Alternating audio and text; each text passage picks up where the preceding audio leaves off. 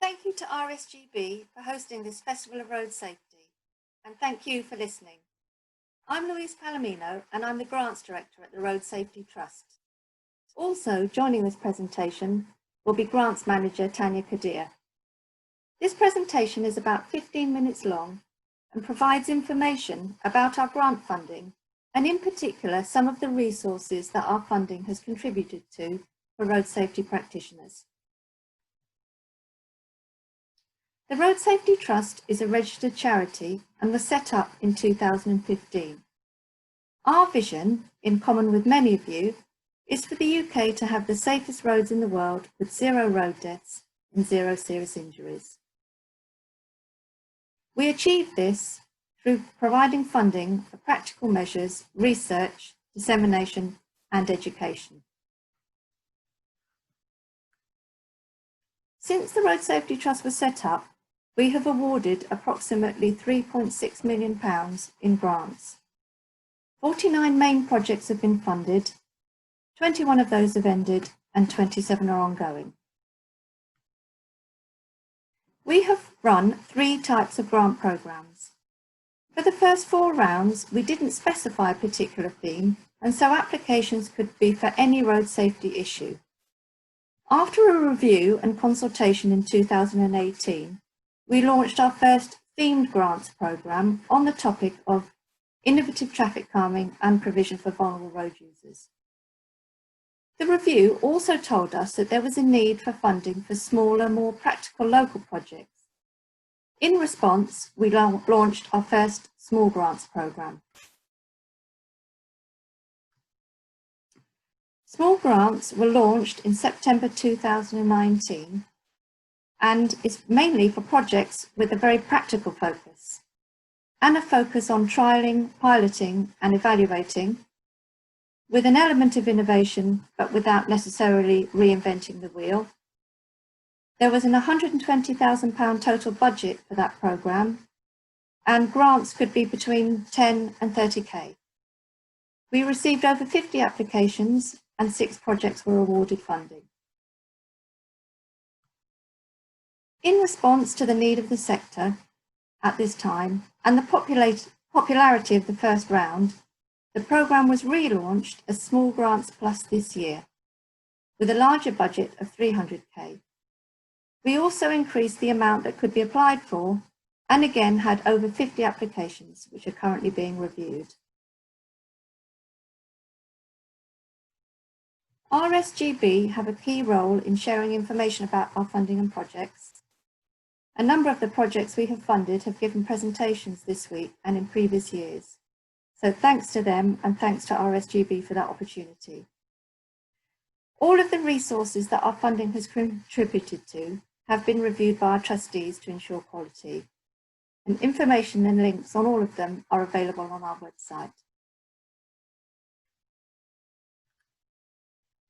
The first resource I'd like to highlight is a training video for mobility scooter users. This could be used in group settings or events, or could be viewed by individuals at home. It highlights hazards that mobility scooter users may face when negotiating crossings. It was developed by the Transport Research in Psychology group at Nottingham Trent University. It uses real-life footage filmed from a scooter user's perspective as they drove around a designated route in Nottingham city centre. This created a better understanding of how the hazards identified feel to a scooter user. It's freely available at the Nottingham Trent University Test My Driving site.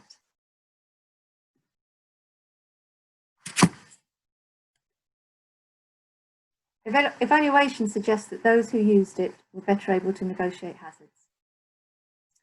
A piece of work we have funded for cycle safety is a series of tests and information about cycle helmet safety for consumers and retailers. This is in partnership with Swedish researchers at an organisation called Folksam. The research went beyond the standard EU tests and looked at different types of head impacts and the protection offered by a selection of helmets. On our website, you will find a report and a flyer aimed at cyclists and retailers. It recommends some affordable helmets priced at under £100, which performed well in these additional tests. We are in discussion with Folksam about a further round of tests next year. We are also planning a roundtable of experts and stakeholders to look at improving the current tests and how to work towards a harmonised rating scheme with information available at the point of sale. If you are involved in cycle training and are asked about cycle helmet safety, we hope you find this information a useful resource. Another practitioner-focused resource we have funded is an educational computer game for primary school children aged 7 to 9 called Virtual Road World. This was developed by Dr. Catherine Purcell at the University of South Wales and latterly Cardiff University, working with school children in Wales. It is underpinned by the psychology of how children learn and teaches crossing skills. By playing the game, children learn how to more safely navigate roads, traffic and crossing points. The more children play it, the more opportunity they have to understand the risks and make safer decisions about where and when to cross the road. Importantly, the children really liked it, which is a great endorsement. It can be downloaded for free from the App Store. Finally, with so much activity around active travel and low traffic schemes, you may be looking at road markings as part of your programme of work. If you are considering centre line removal or non-reinstatement, please look at a practitioner's note on the subject put together by Dr. Adrian Davies at the University of the West of England. He carried out a review of the evidence, supplemented by local authority local studies, and has put together a report and guidance note for road safety practitioners. Thank you for watching so far. This is just a selection from what we have funded. Please take a look at our website, which has the reports and resources from all of our projects. I look forward to speaking to you again soon about the work of the Trust, and I'm now going to pass you over to my colleague, Tanya Qadir. Hi, my name is Tanya, and I work with Louise as a grants officer. I want to share some more of our projects with outputs that are particularly relevant to the work that you do every day as practitioners. The first project I want to highlight is the Mobile Engaged project with Keele University. This one-year research grant aimed to share and improve practice in preventing mobile phone use while driving. The project engaged with innovators tackling this problem across the country via knowledge exchange consultations. These KACs allowed the team to understand, share, and improve existing practices and create guidance for future interventions. These findings are crystallized in the 160-page Mobile Engage Compendium. The compendium, available online at the link above, contains research, tools, best practice, and case studies for tackling an aspect of road safety that we know has been tricky for practitioners to navigate. As you know, legislation has been unable to keep up with the rapid pace of technological change in this area. While hands-free use remains legal, encouraging users to incorrectly believe it is safer than handheld use, studies have shown that the two are similar in the amount of distraction that they cause. The compendium firmly establishes that it is important to focus efforts on managing distracted driving, not just illegal driving. One of the really interesting and unplanned outputs of this project has been the development of a network of academics that you can reach out to for support. The Roads Policing Academic Network brings academic work and frontline practice together. Our PAN now has over 100 members from 30 institutions all across the world, and you can get in touch with them on their Twitter account. The research from this project has also produced a resource pack for the NPCC's 2020 Mobile Enforcement Campaign. This includes guidance on messaging around mobile phone usage, social media content, an FAQ document, press releases, and suggested images. It was delivered directly to all 43 police forces and roads policing partners. The video here in this presentation gives you a flavor of some of the work that Keele has done for this campaign. I hope you enjoy it.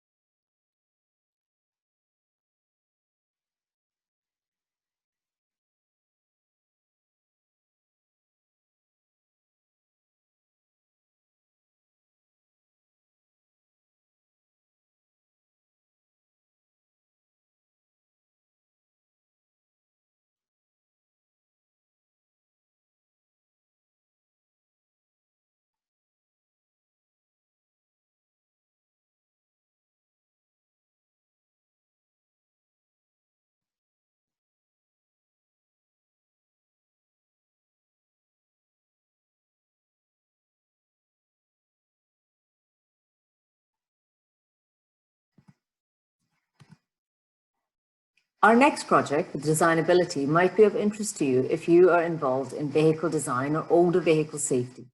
This 2.5-year grant looked into building user requirements for older people into connected autonomous vehicle design. As part of the multi-partner project Flourish, Designability explored design issues for cabs to enable effective use by older people with disabilities, and has led to the production of a user-friendly human-machine interface. This is basically the technology that connects drivers to the vehicle, allowing you to really tell the vehicle what to do. Designability worked with older adults to shape the look and feel of this HMI. 145 people participated in the research, and they tested voice interaction and things like screen-based in-vehicle technology, as well as the impact of age-related impairments. Some of the design insights from this project are listed here for your convenience, but if you go to their website, you can have a closer look at some of the other research that was produced, some of the guidance, as well as a demo of the HMI.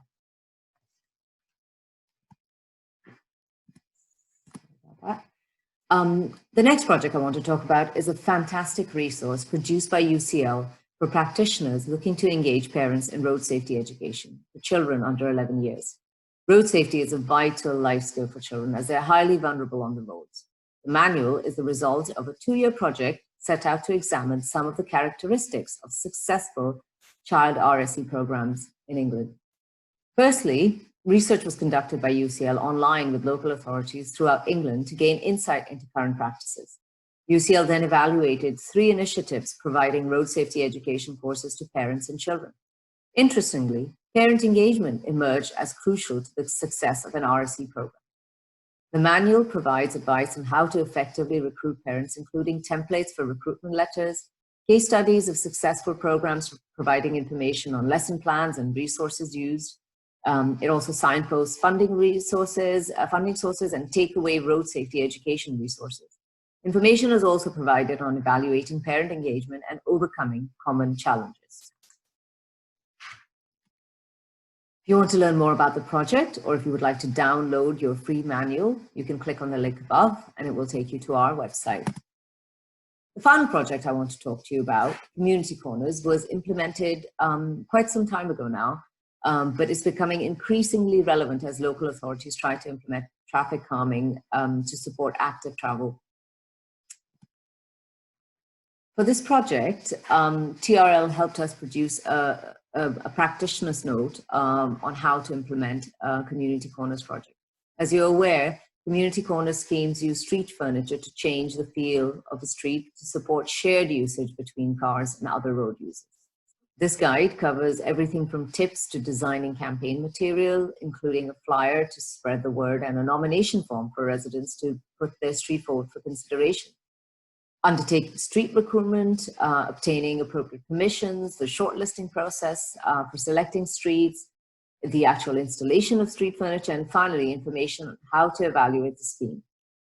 It also tackles potential sources of funding for schemes and challenges and timescales when implementing a Community Corner scheme. You can download the free guide from our website, and a link has been provided here. I want to thank RSGB for giving RSD the opportunity to share some of our work with all of you today, and I want to thank all of you for taking time out from your busy schedules to join the session. I hope you've had a chance to enjoy some of the other fantastic sessions that are on the conference schedule. If you would like to find some more information about our grant program, please use the links on the slide.